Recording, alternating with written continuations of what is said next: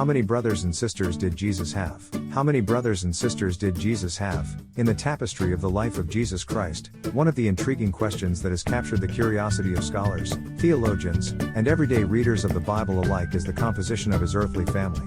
Specifically, just how big was Jesus' immediate family? Did he, the central figure of Christianity, grow up with the companionship of siblings, or was his upbringing that of an only child? The New Testament provides tantalizing glimpses into Jesus' familial relations, mentioning names that are traditionally understood as his brothers and possibly sisters. However, these references have sparked centuries of debate, with interpretations varying widely between different Christian traditions. Whether viewed as literal siblings, half-siblings due to a previous marriage of Joseph, or close relatives like cousins, the brothers and sisters of Jesus offer a fascinating perspective into his personal life and the cultural norms of his time. So, let's embark on a journey to explore what we can piece together about the brothers and sisters of Jesus of Nazareth. How many brothers and sisters did Jesus have? Bible verses description of siblings Christian traditions interpretation Matthew 13:55-56 names Jesus' brothers as James, Joseph, Simon, and Judas, and mentions sisters without naming them. Catholic tradition. These are Jesus' cousins or close relatives, not direct siblings. The perpetual virginity of Mary is a key doctrine, asserting that Mary remained a virgin throughout her life. Protestant tradition. These are Jesus' half-siblings, children of Mary and Joseph born after Jesus. Orthodox tradition. These are Joseph's children from a previous marriage, making them Jesus' step-siblings. Mark 6:3 refers to Jesus as the son of Mary and brother of James, Joses, Judas, and Simon, and mentions sisters. Similar interpretations as in Matthew 13:55-56. Galatians 1:19 Paul calls James the Lord's brother. Catholic and Orthodox traditions. Generally viewed as a close relative, but not a direct sibling of Jesus. Protestant tradition. Typically seen as Jesus' half-brother, a son of Mary and Joseph.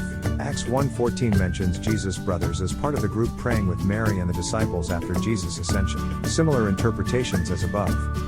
This verse is seen as illustrating that Jesus' family became part of the early Christian community.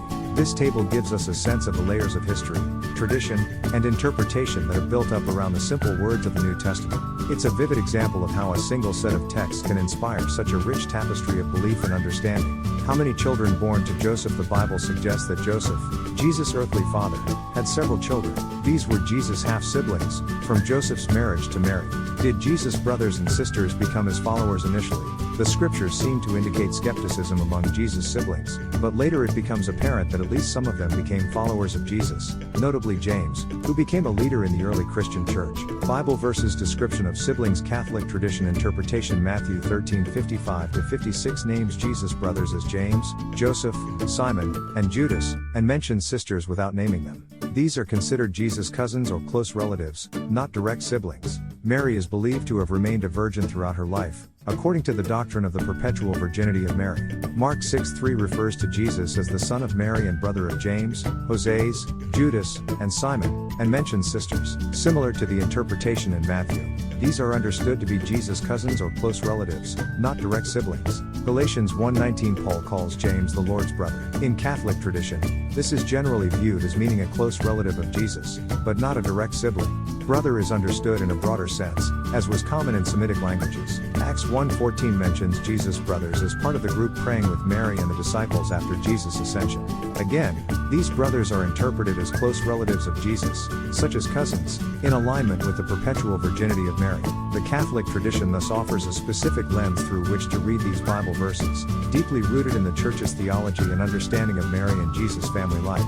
It's wonderful to see how traditions can offer unique ways of engaging with these ancient texts. How many children did Mary have after Jesus? According to the New Testament, Mary and Joseph had several children after Jesus, typically identified as James, Joses, Simon, Judah, and their sisters. Did Mary and Joseph get married? Yes. According to Jewish custom of their time, Mary and Joseph were legally husband and wife, although they didn't consummate the marriage until after Jesus' birth.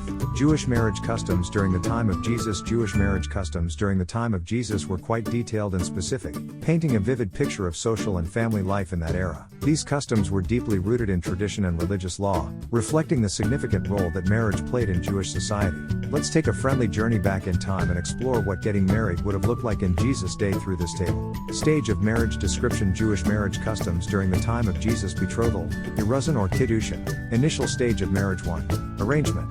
Marriages were often arranged by the parents, with the groom's family paying a dowry, moher, to the bride's family. 2. Ketubah, marriage contract, a legal document outlining the groom's responsibilities to the bride, including food, clothing, and marital relations. 3. Formal consent. The bride had to give her consent, and the couple would be formally betrothed through a ceremony involving the exchange of rings or other valuables. Preparation time period between betrothal and wedding. 1. After the betrothal, the groom would return to his father's house to prepare a place for his new bride. This could take up to a year. 2. During this time, the bride would prepare for her new life, and they were both expected to remain faithful to each other. 3. The bride would have a mikveh, a ritual purification bath, before the wedding. Wedding ceremony, Nishuin, completion of the marriage process. 1. Procession. The groom, accompanied by friends and family, would go to the bride's home with music and celebration. 2. Veiling of the bride, Bedeken. Before the ceremony, the groom would place the veil over the bride's face, symbolizing her modesty and his intent to marry her for her inner beauty. 3. Huppah, canopy. The wedding ceremony took place under a huppah, symbolizing the couple's new home. 4. 7 blessings, Sheva Barahot. These blessings were recited over the couple, invoking themes of joy, celebration, and the creation of a new family. Father, grandfather, minister, missionary, deacon, elder, author, welcome to our family. View all posts.